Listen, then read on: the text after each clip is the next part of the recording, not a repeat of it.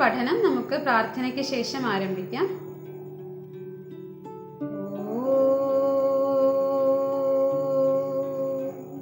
ശ്രീ മഹാഗണപതയേ നമഃ. ഓം നമോ ഭഗവതേ വാസുദേവായ. ഓം ശ്രീ ഗുരുഭ്യോ നമഃ.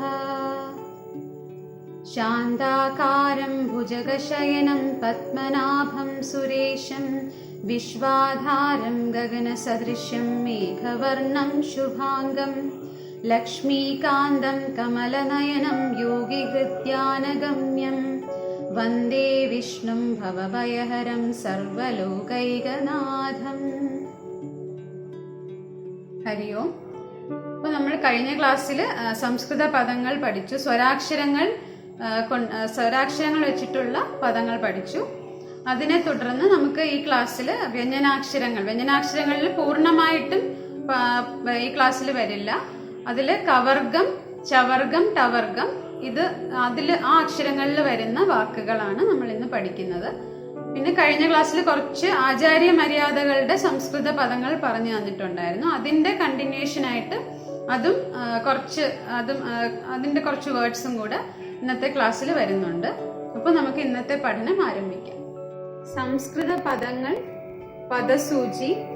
ഇന്ന് നമ്മൾ പഠിക്കുന്നത് കവർഗം, ചവർഗം, ടവർഗം ഇവയെ വെച്ചിട്ടുള്ള പദങ്ങളാണ്. ഇവിടെ എഴുതിയിരിക്കുന്നത് അതാണ്.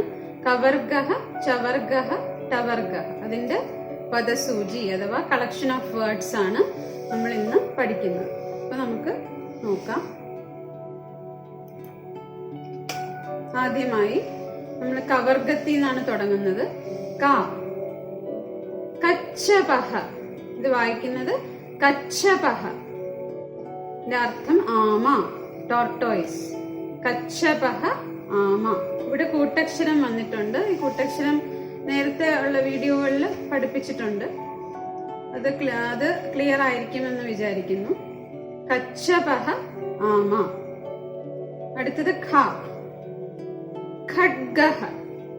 ഖഡ്ഗഃ അർത്ഥം വാൾ, സ്വോർഡ്, വാൾ. ഇതിവിടെ ഞാൻ രണ്ട് പ്രാവശ്യം എഴുതിയിരിക്കുന്ന എന്താന്ന് വെച്ചാൽ ഇത് രണ്ട് രീതിയിൽ എഴുതാം എന്നുള്ളത് കൊണ്ട്. കൂട്ടക്ഷരങ്ങള് അഥവാ സംയുക്ത വ്യഞ്ജനാക്ഷരങ്ങൾ പഠിപ്പിച്ചപ്പോ ഞാൻ ഈ എഴുതുന്ന രീതി പഠിപ്പിച്ചിട്ടുണ്ടായിരുന്നു. ഇതിപ്പം ഈ രണ്ട് രീതിയിൽ എഴുതാം. ഇത് ഏത് എഴുതിയാലും തെറ്റില്ല. ഇതിലാണെങ്കിൽ ഇപ്പൊ നമ്മള് ഖഡ്ഗ, ഡായുടെ തൊട്ട് ചേർത്ത് തന്നെയാണ് ഗ എഴുതിയിരിക്കുന്നത്. ഇത് അടുത്ത വാക്കില് ഡായുടെ അടിയിലായിട്ട് ഗ എഴുതിയിരിക്കുന്നു. അപ്പൊ ഈ രണ്ട് രീതിയിലും നമുക്ക് ഈ വാക്കില് പദം എഴുതാനായിട്ട് സാധിക്കും. അതിനാണ് ഇവിടെ രണ്ട് രീതിയിൽ എഴുതുന്നത് കാണിച്ചിരിക്കുന്നത്. അടുത്തതായി ഗഗനം. ഗഗനം അർത്ഥം ആകാശം. അത് മലയാളത്തിലുള്ള അതേ വാക്ക് തന്നെയാണ്. ഗഗനം, ആകാശം. അടുത്തത് ഖണ്ഡ. ഖണ്ഡ അതായത് മണി, ബെൽ എന്നുള്ള അർത്ഥമാണ്. അടുത്തത് ങ്ങായാണിത്. ലവംഗഃ. ലവംഗഃ. അപ്പൊ നമ്മള് നേരത്തെ പറഞ്ഞിട്ടുണ്ടായിരുന്നു ഉച്ചാരണത്തില്, സംസ്കൃത ഉച്ചാരണത്തില് ലാ വരുമ്പോ ലേ എന്ന് പറയരുത്, ലാന്ന് തന്നെ ആ ഉച്ചാരണം, അതിന്റെ ലായുടെ ശബ്ദം അതുപോലെ തന്നെ വരണം. അപ്പൊ ഇത് വായിക്കേണ്ടത് ലവംഗഃ. ലവംഗഃ. ഗ്രാമ്പു, ക്ലോവ് എന്നാണ് ഇതിന്റെ അർത്ഥം. ഇംഗ്ലീഷിൽ ക്ലോവ്, ഗ്രാമ്പു. ഇതും രണ്ട് രീതിയിലും എഴുതാം. ങ്ങായും ഗായും അടുത്തടുത്തായിട്ട് ഇങ്ങനെ എഴുതാം. അല്ലെങ്കിൽ ങ്ങായുടെ അടിയിലായിട്ട് ഗ എഴുതി കഴിഞ്ഞാലും ഈ കൂട്ടക്ഷരം രണ്ട് രീതിയിൽ എഴുതുന്നതാണ് ഇവിടെ കാണിച്ചിരിക്കുന്നത്. ലവംഗഃ, ഗ്രാമ്പു. അടുത്തത് ഇപ്പൊ നമ്മള് കവർഗത്തിന്റെ വാക്കുകൾ ആണ് ഇപ്പൊ പഠിച്ചു കഴിഞ്ഞു. അടുത്തത് ചവർഗത്തിന്റെ തുടങ്ങുവാണ്. ചന്ദിരഃ. ചന്ദിരഃ അർത്ഥം ആന. ശരിക്കും ഇത് ഈ ഒരു വാക്ക് കേൾക്കുമ്പോൾ നമുക്ക് ചന്ദ്രൻ എന്നുള്ള അർത്ഥമാണെന്ന് നമുക്ക് തോന്നും. പക്ഷെ ഇതല്ല. ചന്ദിരഃ ആനയാണ്. സംസ്കൃതത്തില് മൂൺ അഥവാ ചന്ദ്രന് ചന്ദ്രഹ എന്നേ പറയുള്ളൂ. ചന്ദിരഹ എന്നാണ് ഈ വാക്ക്. ഇതിന്റെ അർത്ഥം ആന.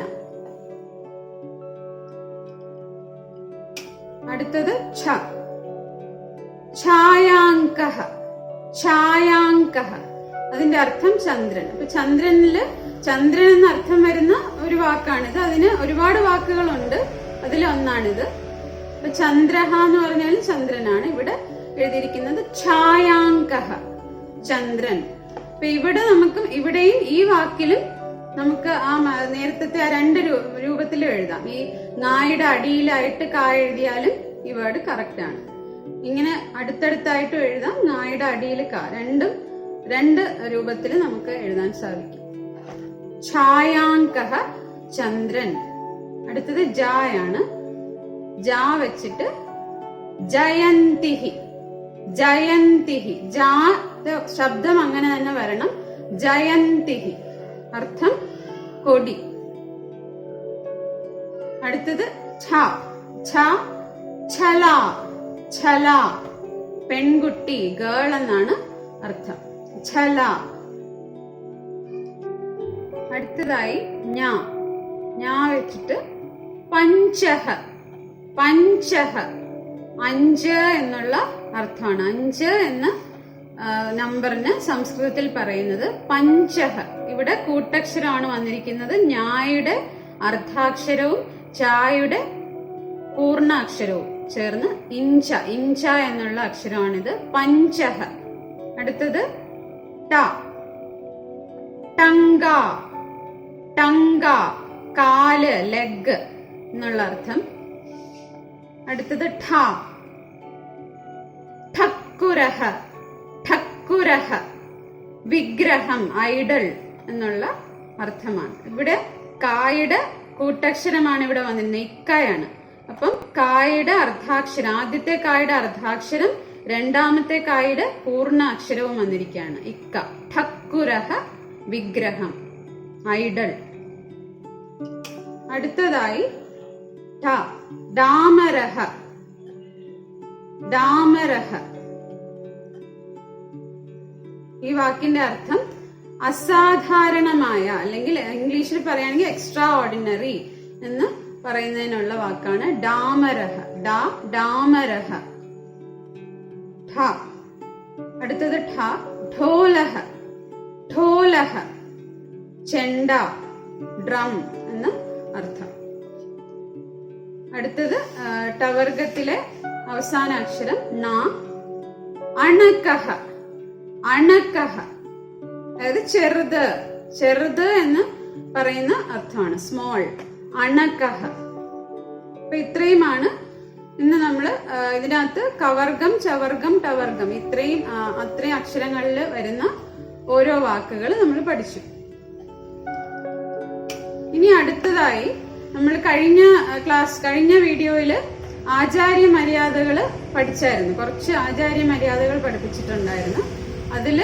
അതിന്റെ കുറച്ച് വേർഡ്സും കൂടെ വരുന്നത് ശിഷ്ടാചാരാഹ. സംസ്കൃതത്തിൽ പറയുന്ന വേർഡ് ശിഷ്ടാചാരാഹ, ആചാര്യ മര്യാദകൾ. അത് എന്തൊക്കെയാണെന്ന് നോക്കാം. ഇവിടെ ഒരു 5 എണ്ണം എഴുതിയിട്ടുണ്ട്.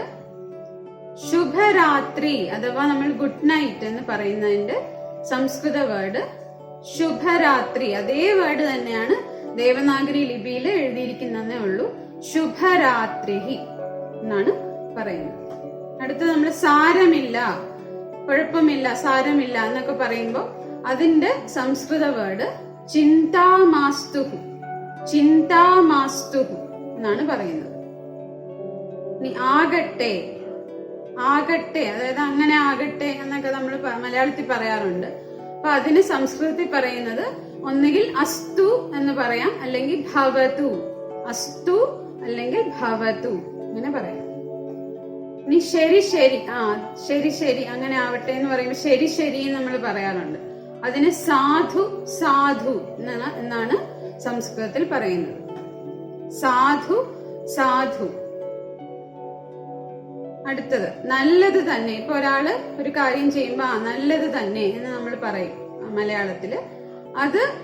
അതിനുള്ള സംസ്കൃതം വേർഡ് എന്ന് പറയുന്നത് സമീചീനം ഏവ. സമീചീനം ഏവ.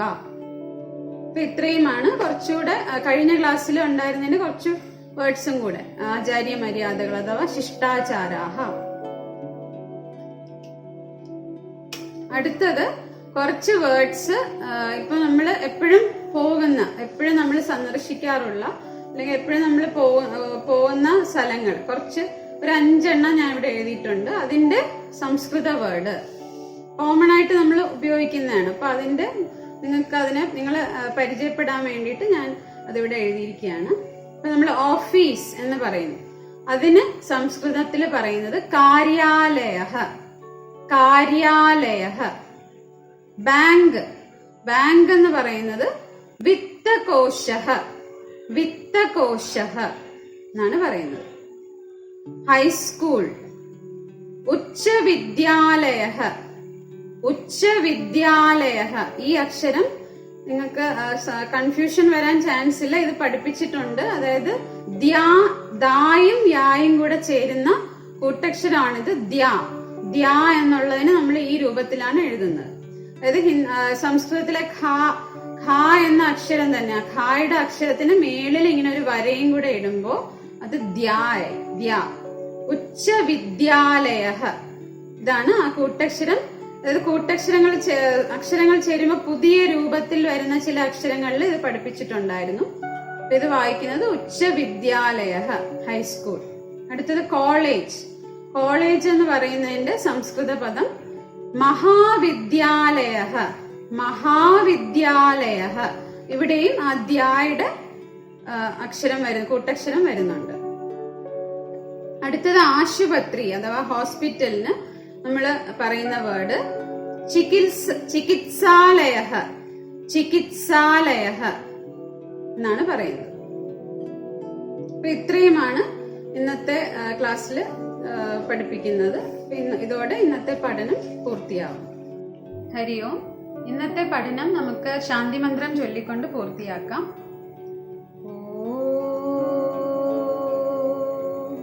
സർവേഷാം സ്വസ്തിർഭവതു, സർവേഷാം ശാന്തിർഭവതു, സർവേഷാം പൂർണം ഭവതു, സർവേഷാം മംഗളം ഭവതു.